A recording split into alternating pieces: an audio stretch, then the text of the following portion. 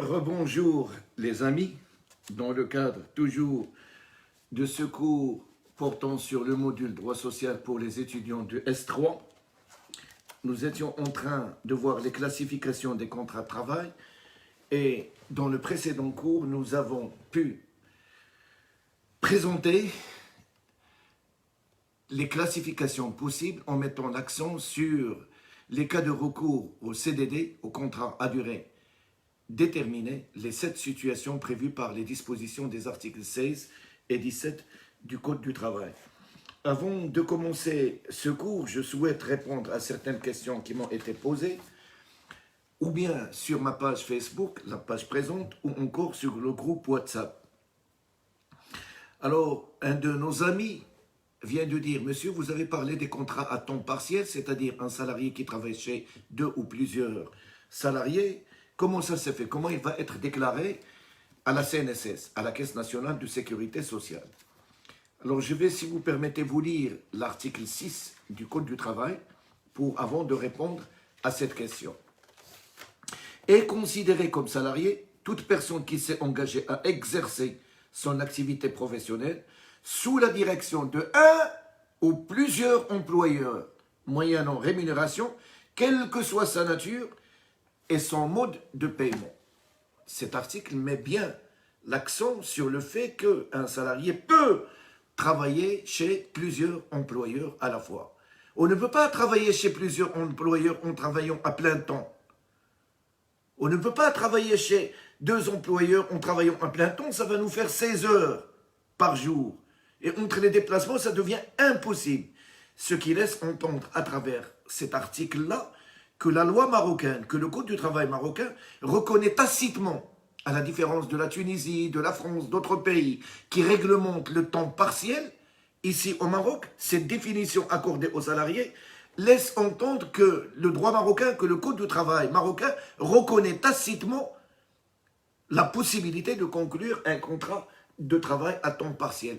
D'autant plus que les dispositions qui portent sur le paiement de salaire indique que le salaire payé à l'heure et non pas à la semaine et non pas au mois. Il n'y a pas de mensualisation obligatoire au Maroc. Et même si on est mensualisé, le salaire correspond à un taux horaire qui est de l'ordre de 191 heures par mois par salarié chaque mois et de 2288 heures par année. C'est ça le temps normal.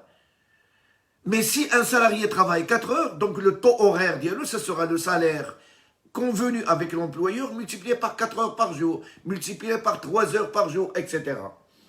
Je vais tout de suite répondre à notre ami comment alors on procède pour déclarer le salarié à la CNSS alors qu'il travaille chez 2, 3, 4, 5 employeurs. On peut travailler chez 5 employeurs. Si on travaille 1h30, 1h30, 1h30 et 1 heure chez un, ça nous fera 5 en tout et pour tout. Sachez que chaque employeur a son propre numéro d'immatriculation. Le numéro de l'entreprise X ne ressemble en rien à l'entreprise Y, qui ne ressemble en rien à l'entreprise Z, et ainsi de suite. Mais le salarié, lui, il a un seul numéro d'immatriculation à la CNSS. Ce qui veut dire que chaque employeur, à travers son numéro d'immatriculation à la CNSS, déclare le salarié pour le nombre d'heures qu'il a effectué pour lui. À condition que la CNSS, au-delà de 26 jours par semaine, au-delà de 26 jours par mois, tous les jours au-delà, ils ne peuvent pas être pris en considération. Je ne déclare que dans la limite de 26 jours. Donc, ce salarié qui travaille chez plusieurs employeurs, chaque employeur, via son numéro, fait la déclaration auprès de la CNSS à ce salarié parce que lui, il a un seul numéro. Donc, vous voyez que c'est possible. Il n'y a pas de problème, même si on travaille avec plusieurs employeurs et non pas, comme vous avez indiqué dans votre question, on travaille pour 2 employeurs. Un autre salarié, un autre étudiant, ami du live, a posé la question. Monsieur, hier, vous avez parlé de la capacité, vous avez parlé de l'enfant, vous avez parlé de la femme, mais vous n'avez pas cité la situation de la démence. Quelqu'un qui a des problèmes psychiatriques. Un problème psychiatrique, qui est devenu fou de temps en temps. il a des crises de folie, etc. Est-ce qu'il a la capacité de conclure un contrat de travail? Bien sûr, lorsque j'ai dit, mon ami, que le contrat de travail obéit aux dispositions du Code civil marocain, c'est-à-dire le DOC, il obéit à tout ce que prévoit le DOC en matière de capacité. Ça veut dire un prodigue, ça veut dire qu'un démon ne peut pas conclure un contrat de travail parce qu'il n'a pas la capacité juridique. Il n'a pas la capacité juridique pour le conclure. À supposer que le contrat a été conclu déjà et que le salarié, pendant l'exécution de la prestation de travail, il a eu, comment dirais-je, ces cas de démence, ces moments de démence et de folie. On lui applique les dispositions de l'article de mémoire 271 du Code du travail et qui indique ceci.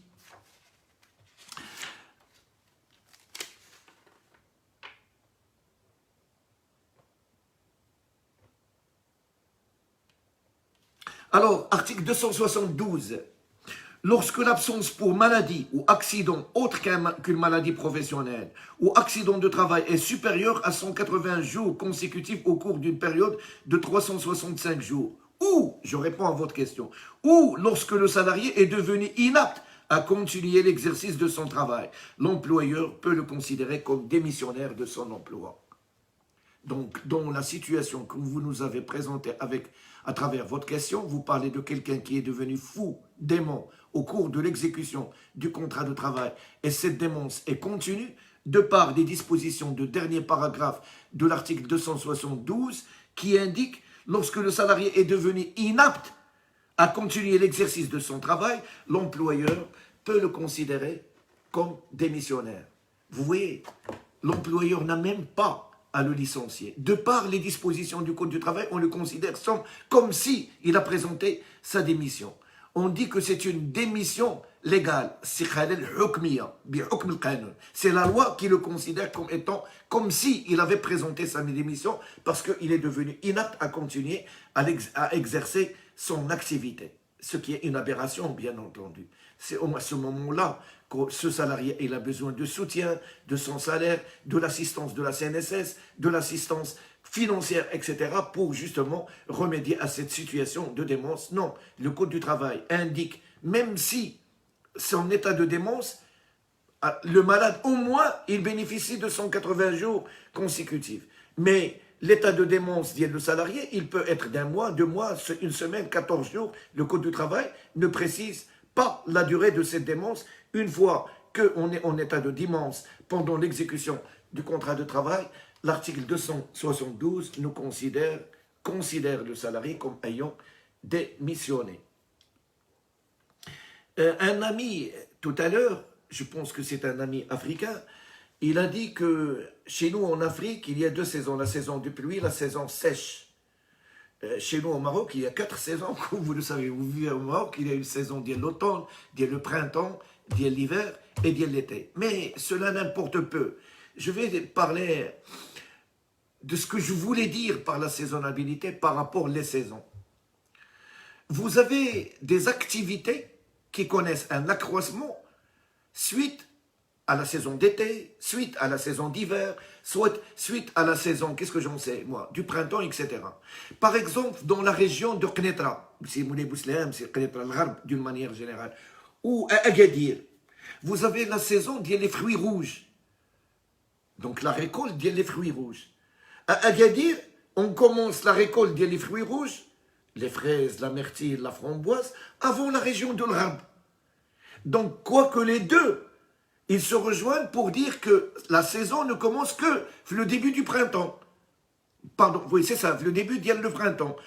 La cueillette des fruits rouges à Agadir commence la première. Une fois qu'on a terminé la récolte de Agadir, on passe à la récolte de l'Gharb, Knetra Moulay Bouslem, qui commence juste après. Donc, vous voyez que dans le même fruit, les fruits rouges, dépendent d'une saisonnabilité différente selon qu'on se situe au sud du Maroc ou encore au nord du Maroc. Les pastèques. La production de l'aïeul, tantan, etc. commence la première. C'est-à-dire, à partir, chez nous au Maroc, à partir pratiquement du fin mars, on trouve de la pastèque chez nous au Maroc.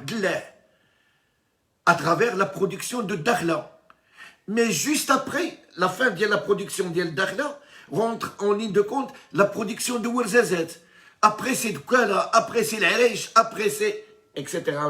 Donc une saisonnabilité, il dépend du printemps, mais avec différentes périodes. Mais là, on ne peut pas, par exemple, parler de la récolte, qu'est-ce que j'en sais, de la framboise l'été, parce qu'il n'y en a pas, tout simplement. Il n'y en a pas l'été. Ou du moins, s'il y en a, c'est quelque chose qui est réduit et qui n'est pas marchand. Il en est de même également pour la saisonnabilité qui tient au sport d'hiver et au tourisme hivernal. On souhaite passer un moment à Ifrane, mais dans la station de Michlifen. Vous y allez en ce moment, peut-être il y a de la neige. Et l'auberge, avec l'hôtel qui se trouve là-bas, il y a certainement une activité. Mais lorsqu'il n'y a pas de neige, il n'y a personne. Et par conséquent, les personnes qui travaillent dans cet hôtel travaillent avec des personnes réduites.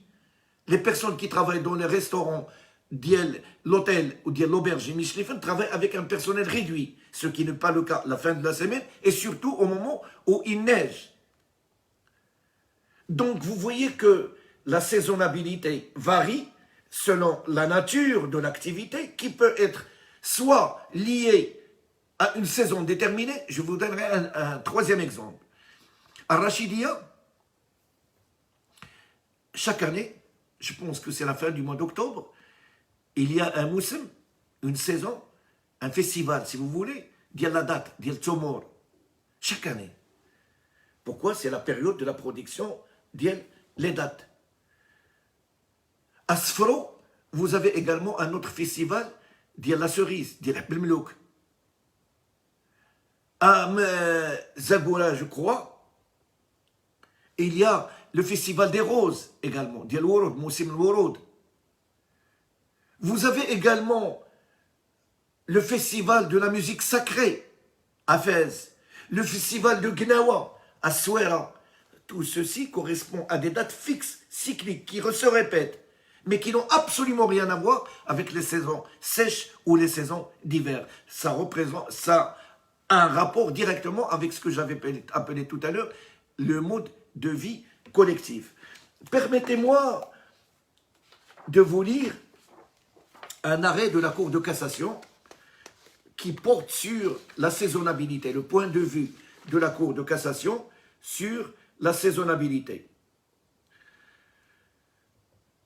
لئن كان الأصل في عقود الشغل أنها غير محددة المدة والاستثناء أنها محددة المدة عملا بمقتضيات المادة 16 من مدونة الشغل فإن المشرع حدد في المادة نفسها وعلى سبيل الحصر حالات إبرام عقد شغل محدد المدة والتي لا يوجد من بينها الشغل ذو الطبيعة الموسمية وأن الثابت من وثائق الملف وخاصة نسخة الحكم القاضي بفتح مسطرة التسوية القضائية في مواجهة المطلوبة في النقد فإن نشاط هذه الأخيرة مرتبط بشراء سمك الأنشوا ومعالجته وتلفيفه وتصديره وبالتالي فهو عمل موسمي وبطبيعته كما أن أوراق الأداء المدلى بها من طرف الطالب أمام محكمة الموضوع تشير إلى تاريخ بداية الموسم مما يؤكد بأن العمل مرتبط بالموسم وبأن عقد الشغل الرابط بين الطرفين يخضع لمقتضيات المادة 16 من مدونة الشغل إضافة إلى التصريح بالأجور لدى الصندوق الوطني للضمان الاجتماعي كان متقطعا ولم يكن مستمرا ومن جهة ثانية وبثبوت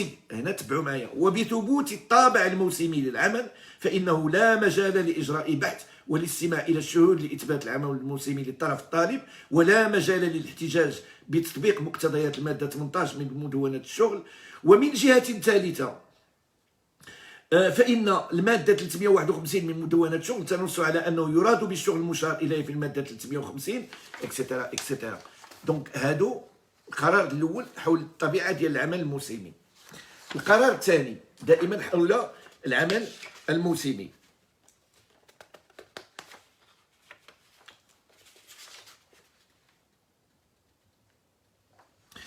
لكن خلافا لما منعه الطالب على القرار فالأصل أن يكون عقد الشغل غير محدد المدة ومن يدعي خلاف ذلك يقع عليه عبء الإثبات وأن الطاعن دفع بيكون عقد الشغل الذي يربطه بالمطلوب عقد موسمي دون أن يثبت مدة الموسم الذي ينبغي أن يكون ثابتا وقارا خلال فترة معينة من سنة. voyez ثابت وقار c'est-à-dire cyclique محدد في فترة معينة من سنة c'est-à-dire fixé dans une période fixe de l'année. ولا يتجاوز في الغالب مدة 6 أشهر وقد ثبت من خلال شهادة الشهود أن المطلوب كان يقوم بعمله بضيعات مختلفة ولمدة تقارب 16 سنة من 1999 إلى غاية 2015 وهو ما ينتفي معه الطابع الموسمي. Dans cet arrêt de la cour d'appel, un excellent arrêt de la cour d'appel de Tétouan, s'agissant du contrat de chantier, les juges de la cour d'appel de Tétouan ont indiqué pour qu'un contrat de chantier soit valable, l'employeur, dans le cadre de ces chantiers, doit indiquer à sa salariée, ben écoutez, vous allez conclure un contrat. Je vous signale dès à présent qu'il s'agit d'un contrat de chantier. Et voici sa durée. Mais si jamais il se contente d'indiquer c'est un contrat de chantier sans indiquer la durée, le juge de Tétouan, la cour d'appel de Tétouan, il l'a requalifié en contrat à durée indéterminée. J'ai d'autres arrêts de la Cour de cassation par manque de temps. Il y en a plusieurs, une dizaine sur le travail salarié, enfin le travail saisonnier et qui vont tous dans ce sens-là. Il faudra que ce soit des durées fixes qui se répètent chaque année et qui ne peut en aucun cas aller au-delà de 6 mois. Permettez-moi également de vous lire les dispositions du nouveau décret établi cette année, il y a à peu près 2 mois, par les autorités gouvernementales et qui permettent de recourir au CDD dans certaines situations. Je vais le lire en arabe parce qu'il a été établi en arabe et le traduire juste après. يمكن أيضا إبرام عقد شغل محدد المدة في القطاعات المنصوص عليها في المادة الأولى أعلاه وفي الحالات الاستثنائية التالية: القيام بأشغال مؤقتة لا تدخل ضمن الأنشطة العادية للمؤسسة ولا يمكن لأجراء المؤسسة القيام بها. تنظيم أنشطة تكتسي بطبيعتها طابعا مؤقتا كالمعارض العمومية والأنشطة الترفيهية وإنجاز أوراش أو مشاريع لا تتعدى مدة إنجازها سنة طيلة المدة التي يتطلبها استكمال هذه الأوراش أو المشاريع وذلك في حدود 2 مرتين مع نفس المشغل. C'est-à-dire, lorsque nous sommes en présence d'un travail de nature provisoire, temporaire, tel que le chantier ou tel que les expositions, la durée ne peut en aucun cas être supérieure à 1 année et on peut travailler avec cet employeur dans le cadre de 2 chantiers, pas plus. Il n'y a pas de possibilité pour conclure, selon ce décret, un contrat pour un 3e chantier. Il faut chercher un autre salarié. أما إذا إنجاز ورش أو مشروع تتعدى مدة إنجازه سنة, dans la situation où le chantier ou le projet dépasse 1 année, on peut conclure un contrat de chantier avec cet employeur avec une condition. À la fin de ce chantier, on ne peut jamais conclure un nouveau contrat avec le même employeur. Il faut que le salarié cherche un nouveau employeur dans le cadre d'un nouveau chantier ou dans le cadre d'une nouvelle entreprise pour y travailler. Il ne peut plus exercer son activité avec cet employeur. De même, 3e situation prévue par le décret, lorsqu'un salarié a atteint l'âge de 58 ans et qu'il n'a pas terminé le nombre d'heures de journées de cotisation pour bénéficier de la pension retraite et qu'il a l'âge de 58 ans, on peut conclure un CDD pour les 2 années restantes pour qu'il puisse justement terminer les jours nécessaires pour bénéficier de la pension retraite de la part de la CNSS. Ce sont là, avec d'autres bien sûr, je n'ai pas tout cité, quelques situations limitativement encore déterminées par le décret et qui nous permettent le recours au CDD. Allons voir, si vous permettez maintenant, si vous n'avez pas de questions, et je profite également pour vous donner le numéro de l'administrateur du groupe WhatsApp tel que je vous l'avais promis. Ce numéro, il est destiné exclusivement, uniquement aux étudiants de la section française de la faculté de droit de Meknès, inscrits le S3, le semestre 3, pour le module droit social. Le numéro, après autorisation de son titulaire, il m'a permis de le communiquer, je ne l'oserai jamais le faire s'il ne m'a pas autorisé de le faire, et le 06 68 37 30 71. Donc tout étudiant de S3 il a la possibilité de s'inscrire le groupe WhatsApp à travers ce numéro de l'administrateur de le groupe. Chaque étudiant, il doit rentrer avec son propre nom et son propre prénom. Si jamais le paramètre comment dirais-je, le paramètre d'IL ou d'IL, qu'est-ce que j'en sais, un nom bidon, un pseudonyme, etc., je vais le rejeter. Je vais demander à l'administrateur de supprimer son adhésion au groupe. Je veux que les étudiants se présentent avec leur nom propre et leur prénom pour qu'on puisse communiquer en toute transparence. Ce n'est pas un contrôle, mais c'est tout simplement une aisance et une bienséance de la part de nous tous. Une communication nécessite une transparence entre les parties. Ceci dit, et j'attends toujours vos questions, vous voyez qu'ils sont riches et qu'ils peuvent amener un débat autre au-delà du cours. S'agissant des relations triangulaires, j'ai dit tout à l'heure qu'il y a deux types de relations triangulaires. Soit celles qui s'exercent dans le cadre du contrat de sous-entreprise ou celles qui s'exercent dans le cadre des entreprises de travail temporaire. Mais je voudrais tout de suite vous indiquer la différence entre l'une et l'autre. Lorsque vous recourez à la sous-entreprise, vous ne demandez pas à ce que des salariés travaillent chez vous. Vous ne demandez pas à cette entreprise de vous prêter des salariés. Vous lui demandez d'exécuter un travail ou un service. La restauration, le nettoyage, la surveillance, le transport. Qu'il le fasse avec 20 ou la 30 ou la 40 salariés, c'est son problème. Ce qui intéresse l'entrepreneur principal, Mokawil Asli, celui qui demande les services de cette entreprise, c'est que le travail soit fait et soit bien fait, dans les règles de l'art. Mais le nombre de salariés dédiés à cette activité, c'est la sous-entreprise, Al-Muqawala min al-Batin, qui les fixera. Donc, qu'est-ce qu'on achète? On achète un service ou un travail chez ce sous-entreprise. On achète un service ou un travail.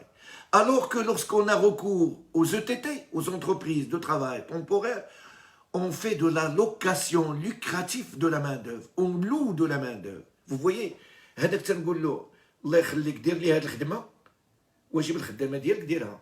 الاخر تنقول له الله يرحم باك اعطيني واحد العدد ديال الاجراء سلفني واحد العدد ديال الاجراء المده الفلانيه pour les mettre à ma disposition ملي سالاو غادي يرجعوا عندك. C'est du prêt lucratif de main-d'œuvre que le Dahir de 1953, abrogé par le Code du travail, appelé le marchandage. Al-Musawama ala ujur al-ujara. Bim'ala akhar, dès que l'entreprise de travail temporaire, il n'a rien fait. Un ordinateur, des salariés qui s'inscrivent, des profils qui sont classifiés selon une application, des entreprises qui demandent est-ce que vous avez ce type de salarié? Il dit oui. Il les appelle par téléphone, il leur demande est-ce que vous souhaitez faire une mission chez l'employeur pendant une durée de 7 jours, 10 jours, 20 jours, maximum 6 mois, et il se fait payer par l'entreprise utilisatrice, et bien sûr, le surcoût, il y a toujours, il ne va pas se faire payer uniquement le salaire le salarié qu'il va payer elle-même. Il va justement bénéficier d'un plus qui correspond à sa prestation. Et ce plus, c'est elle qui va le gagner. Donc c'est un prêt lucratif de la main-d'œuvre. Pour qu'il soit légal, obligatoirement, il doit se faire dans le cadre des dispositions du Code du travail, c'est-à-dire des ETT, des entreprises de travail temporaire. Alors, quelle est la différence entre l'entreprise de travail temporaire et l'entreprise, et la sous-entreprise, pardon. Si la sous-entreprise, conformément aux dispositions du Code du travail, est engagée pour effectuer un travail ou un service, on a recours à l'entreprise de travail temporaire pour faire de l'intermédiation, pour procurer à l'entreprise utilisatrice une main-d'œuvre pendant une durée déterminée qui ne peut en aucun cas dépasser 6 mois. Deuxième distinction, deuxième différence. Le contrat de sous-entreprise peut être engagé avec l'entreprise principale pour une durée indéterminée. 2 ans, 3 ans, 4 ans, 5 ans.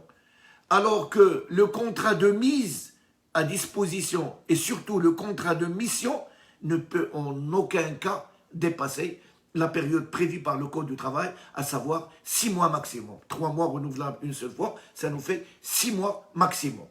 Sauf pour le cas de le remplacement d'un salarié. Dans ce cas-là, la durée du contrat temporaire et la durée d'absence du salarié concerné. Troisième différence entre les deux. Le TT doit obligatoirement être constitué sous les modalités prévues par le Code du travail, notamment les articles 476 et suivants de ce dernier.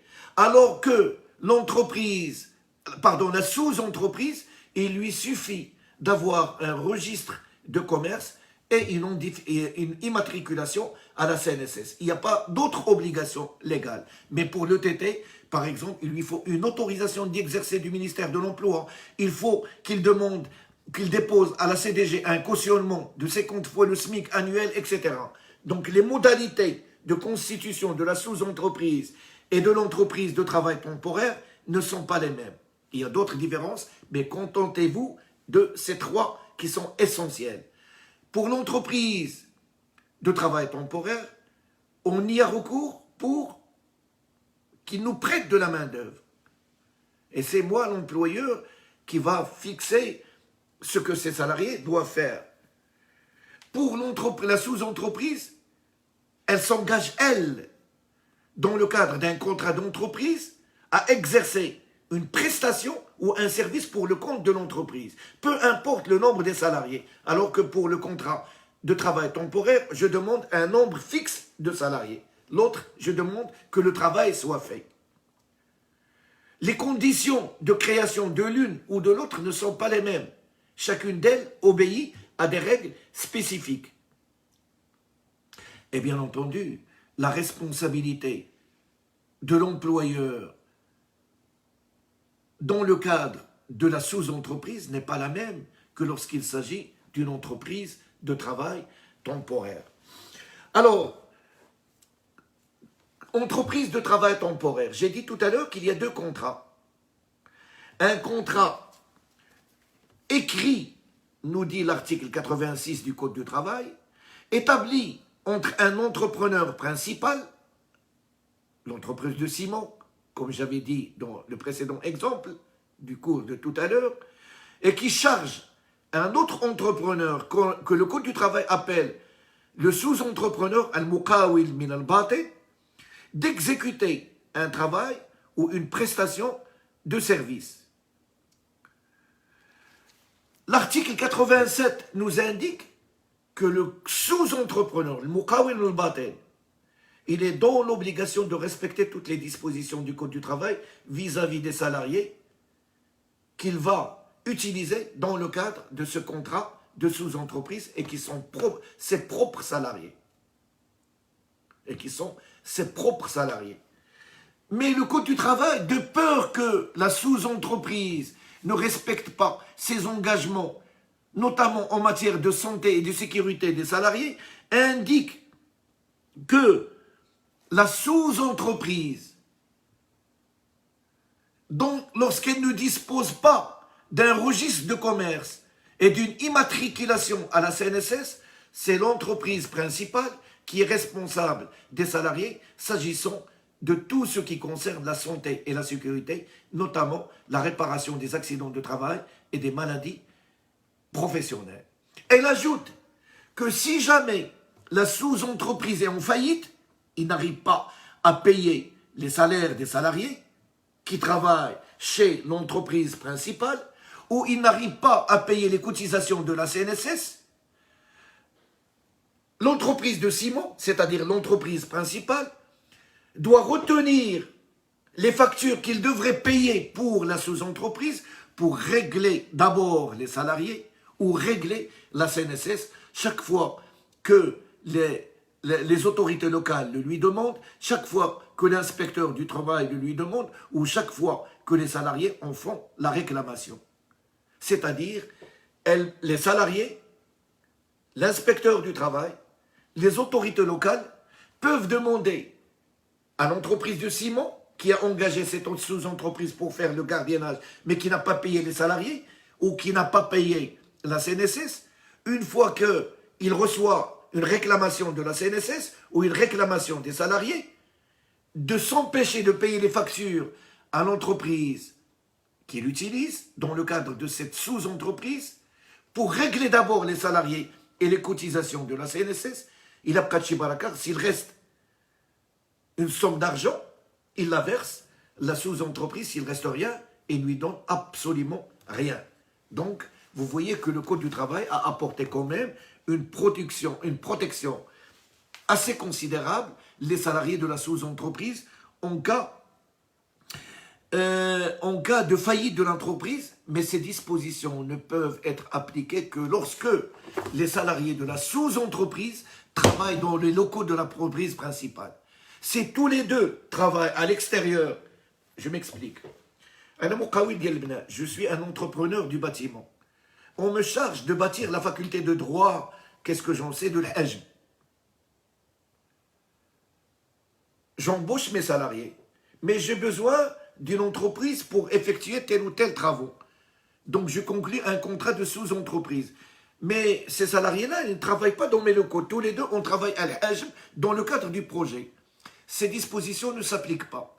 Mais si jamais l'entrepreneur principal, on gagne cette entreprise qui vient avec ses travailleurs, ses salariés travailler dans ses propres locaux, là, si jamais il y a faillite de la sous-entreprise, ces dispositions doivent être appliquées. C'est-à-dire, on retient les factures pour payer les salaires des salariés et les cotisations de la CNSS en cas d'insolvabilité de la sous-entreprise.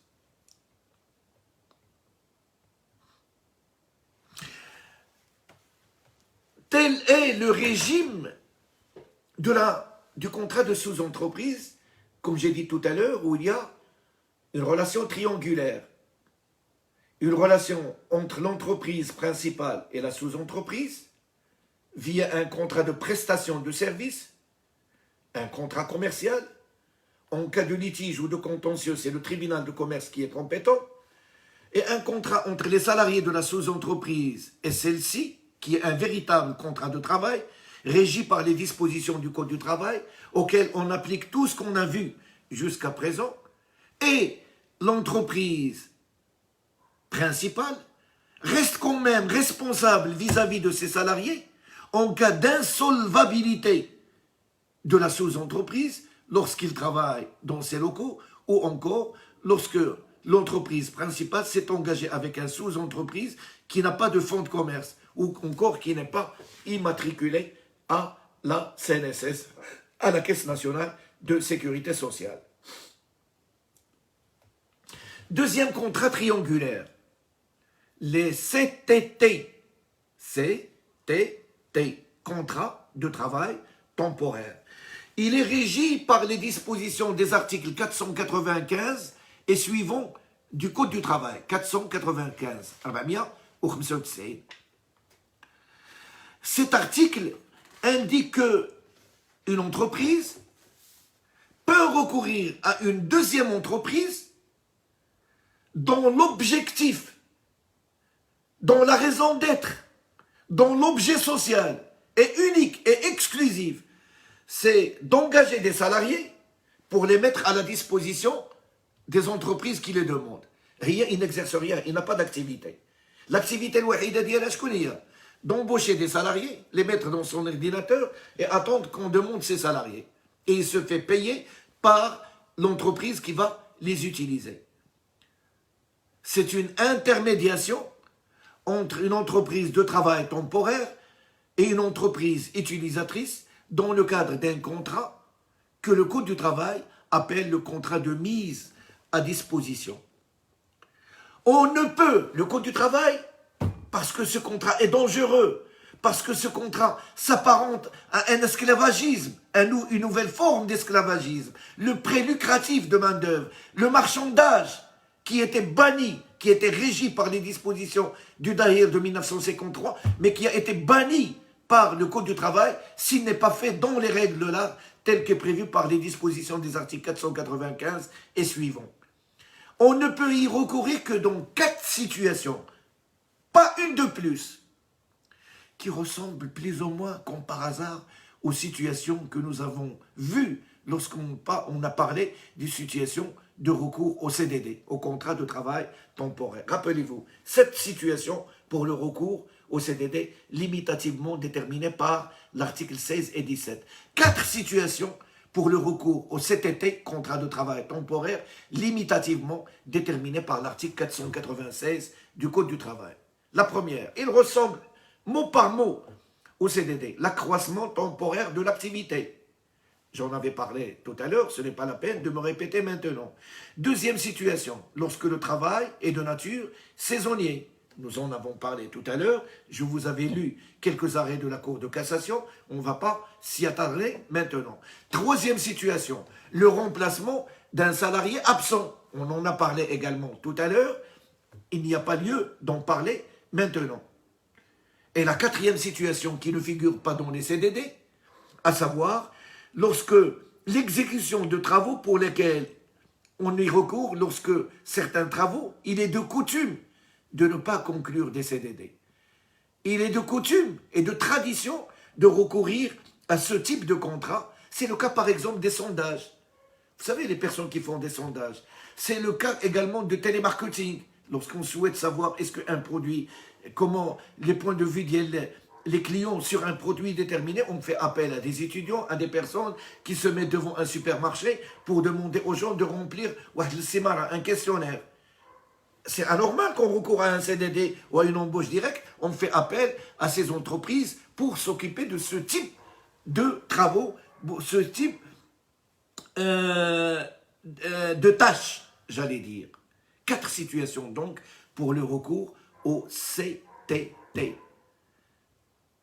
Accroissement temporaire d'activité, remplacement d'un salarié absent, saisonnabilité, travail de nature saisonnier, ou lorsqu'il est de tradition et de coutume de recourir à ce genre d'entreprise pour l'exécution de certains travaux déterminés.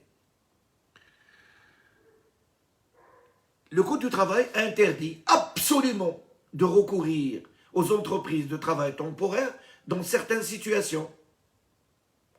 D'abord pour remplacer des salariés grévistes. Les salariés se mettent en grève, faites-le. Je vais recourir à une entreprise de travail temporaire pour vous remplacer. C'est interdit. D'ailleurs, même lorsque le contrat de travail est suspendu et que l'employeur souhaite recourir à un CDD, un contrat de durée déterminée, il lui est interdit, de par les dispositions de l'article 16 du Code du travail, de recourir au CDD pour remplacer les grévistes.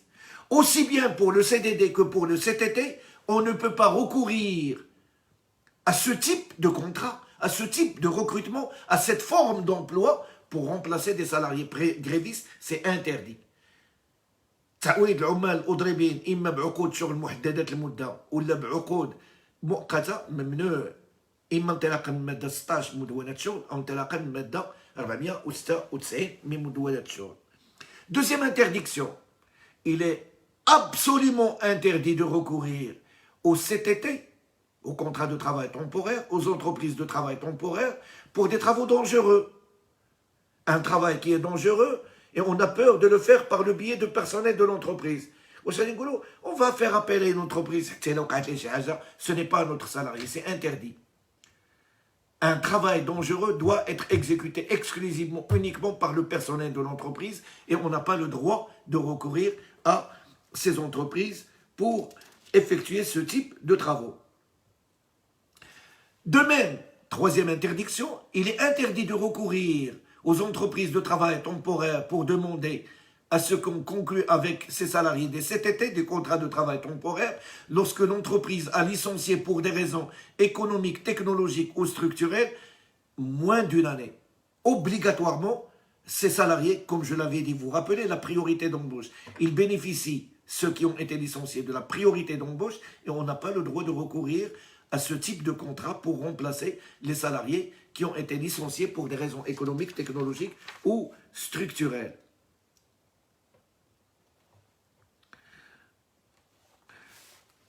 le Code du travail indique qu'il y a deux types de contrats qui doivent tous les deux être écrits. Donc le formalisme, comme pour le contrat de sous-entreprise, est de rigueur, est obligatoire. Le premier contrat, il lie l'entreprise utilisatrice, l'entreprise de production de ciment dans notre exemple, et l'entreprise de travail temporaire, qu'est-ce que j'en sais? CRIT, Manpower, il y en a plusieurs. Ce contrat, il est appelé contrat de mise à disposition. Ce contrat doit indiquer certaines mentions qui sont obligatoires. Vous vous rappelez quand je vous avais dit, la loi ne se contente pas d'indiquer que le contrat doit être établi par écrit, mais il indique que doit contenir cet écrit. C'est le cas du contrat de mise à disposition. Premier contenu obligatoire. Quel est le motif et la raison pour recourir au contrat de travail temporaire? Est-ce parce qu'il y a un accroissement? Est-ce pour remplacer un salarié absent, en dehors des situations de la grève, bien entendu? Ou parce que le travail est de nature saisonnier? Ou parce que la tradition veut qu'on recourt à ce type de travaux, à ce type de contrat, à ce type d'embauche pour l'exercice de ces prestations? Il faut l'indiquer dans le contrat de mise à disposition. Deuxièmement, quelle est la durée de la tâche que va accomplir l'intérimaire? Est-ce qu'il est de 15 jours, de 20 jours, de 30 jours, de 1 mois, de 2 mois? Étant entendu, comme on va le voir, que la durée maximale ne peut en aucun cas dépasser 6 mois. 3 mois renouvelables une seule fois. Quel est le lieu de l'exécution de la tâche? L'entreprise utilisatrice, le salarié le chantier, il faut qu'on indique dans le contrat de mise à disposition le lieu où va s'exercer la prestation.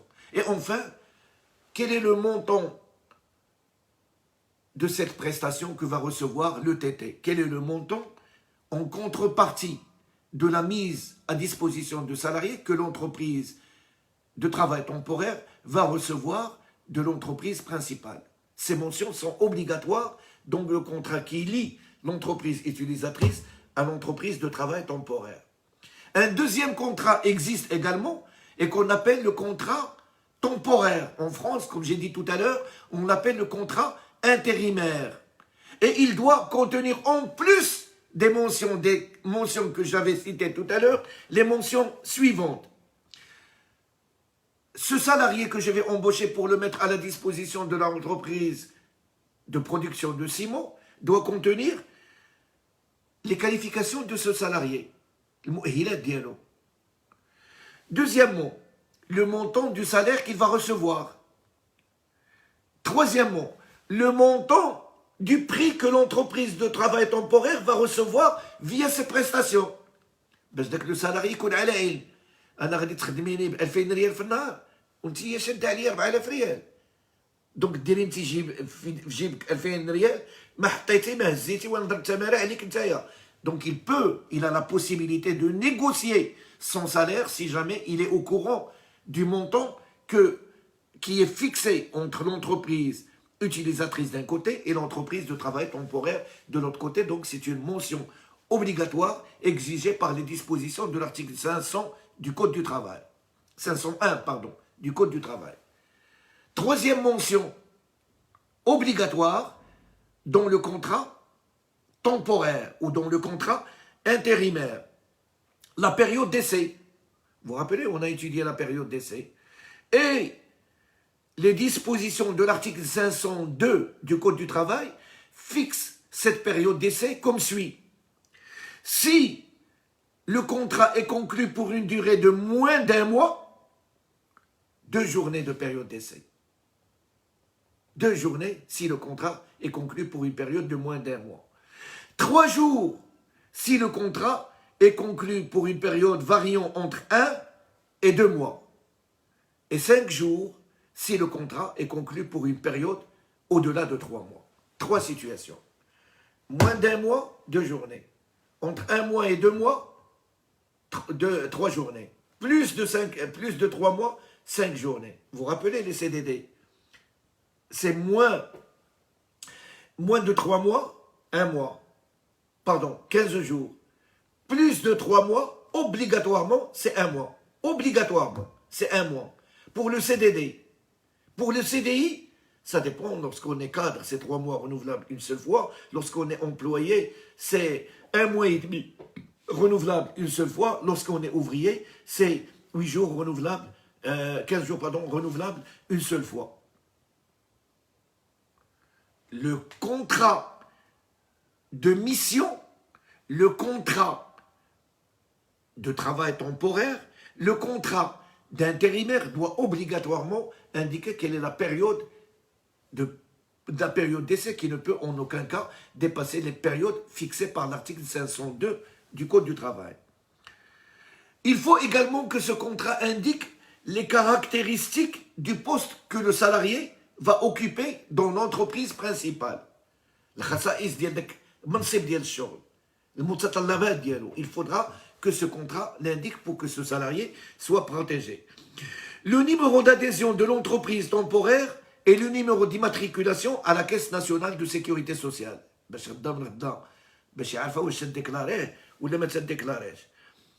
Si jamais il s'agit d'un salarié étranger, un Africain, un Européen, un Français, un Allemand, un Espagnol, un Portugais, un Tunisien, un Algérien, un Sénégalais, un Camerounais qui travaille chez nous, le contrat doit indiquer que si, à la fin de la mission d'Yellow, l'entreprise de travail temporaire doit le rapatrier chez lui. Une clause de rapatriement du salarié par l'entreprise de travail temporaire si la tâche est effectuée en dehors du Maroc. Si jamais cette entreprise l'emploie pour effectuer une tâche, non pas sur le territoire marocain, mais dans un territoire étranger, un Tunisien, je vais vous embaucher pour effectuer un travail au Sénégal. Le contrat doit indiquer qu'à la fin de la tâche, c'est l'entreprise de travail temporaire qui doit payer le prix d'avion pour vous rapatrier au Maroc.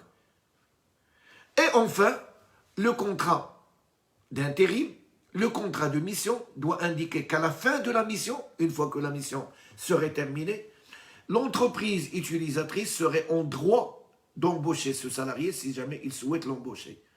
Dans le cadre d'un contrat à durée indéterminée ou directement, ou dans le cadre d'un CDD, le contrat doit préciser que le salarié intérimaire a le droit, à la fin de son chantier, à la fin du contrat, à la fin de l'échéance du contrat tel que convenu, il peut conclure un contrat, soit CDD, soit CDI, avec l'entreprise utilisatrice.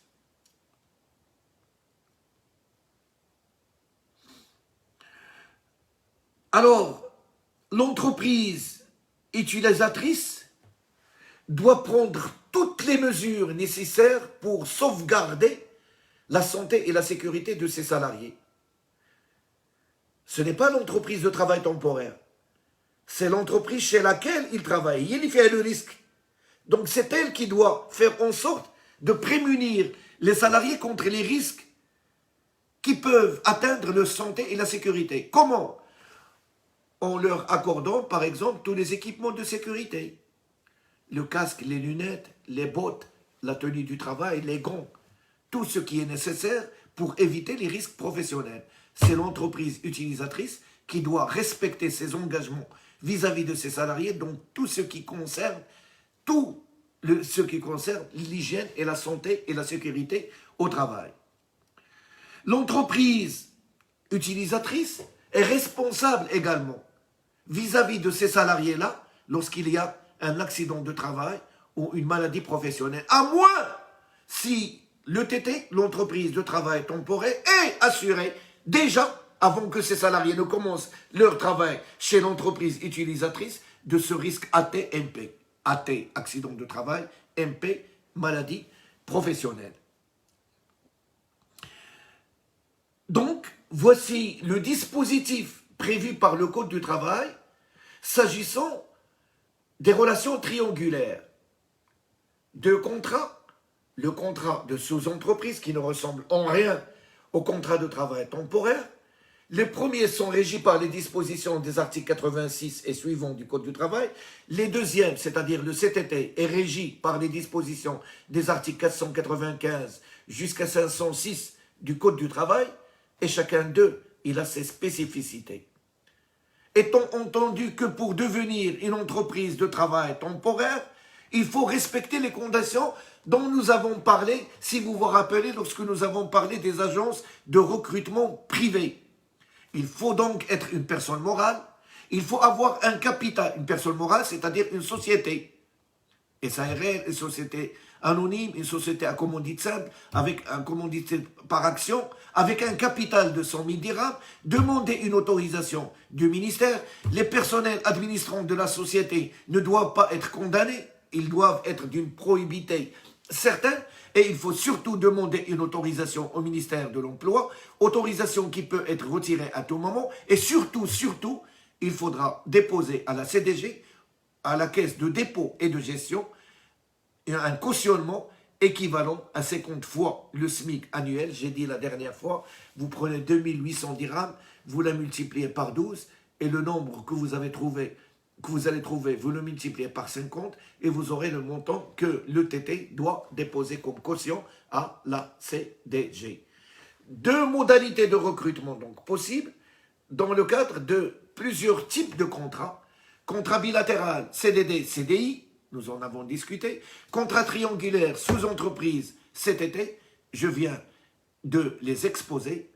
J'attends vos interrogations et vos questions. Merci de votre attention et au plaisir de vous retrouver, on va dire lundi. On va se laisser quand même le dimanche pour nous reposer. Et au plaisir de vous revoir dans le cadre d'une nouvelle conférence le lundi, Inch'Allah, où nous allons étudier la rupture du contrat de travail et la suspension du contrat de travail. Rupture et suspension du contrat de travail. Merci de votre attention et au plaisir de vous voir le lundi, Inch'Allah.